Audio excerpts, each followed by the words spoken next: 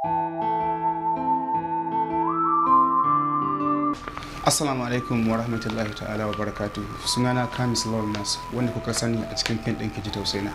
To yau dai Nesa ta riga ta zo kusa. Abinda kuka daɗe kuna so ku gani, sannan kuma kuna so ku kalla da idanunku, sannan kuma ku ji. To insha Allah ranar ta riga ta zo. Za mu saki aikin Kiji Tausaina episode 6 zuwa 13 idan Allah kai mu ranar 23 ga watan January. Ma'ana ranar Monday mai zuwa ɗin nan kenan in Allah ya so ya yarda. Masoyanmu kada ku gaji da mu a kowane lokaci ku na ruwan alfaharin mu, sannan kuma ku ne mutanen da muke so muke gani kuma muke jin daɗi kamar da kuma kuke jin daɗin abubuwan da muke yi a kowane lokaci. Sannan kuma duk wanda ya kasance da cewa ya neman fina-finan mu za ka iya samun fim din mu a kamar irin tasha ta Halnas TV, sannan kuma wajen yan downloading namu za ka iya samu a gurin Abba Kamfa, sannan kuma wanda suke kallon fina-finai na Hausa India za ku iya samun fassar mu kamar haka a gurin su Ali Kanin Suleiman a kofar Wambai ko kuma in ce kasuwar Wambai.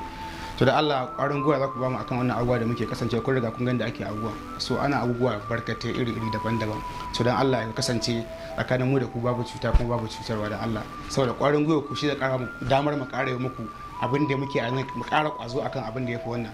Amma ya kasance da cewa muna kawo kayayyaki ba ku siya, to hakan yana karya mana zuciya kuma hakan yana sa cewa gobe za mu ce za mu ƙara yi ba.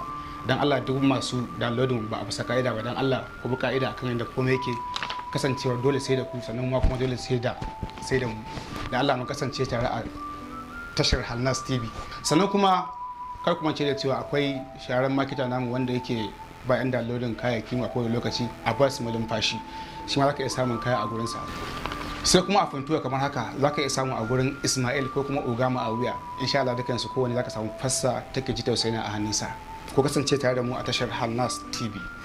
Sannan kuma wannan fassar kun ganta za ga akwai wani stamp a guri, to duk fasan da kasance ba ta da stamp to kada ku saba ta bace. Sannan kuma idan kana da lambar mu, ina ga lambobin mu nan a jiki kamar haka, daga cikin mutanen da lissaho maka zaka iya kira lambobin mutanen su, daga nan da lissaho maka ka kira su akan cewa ga wani ya kawo muku fassa sannan kuma babu stamp a jikinta. Kun ga fassa irin take Kiji Tausaina.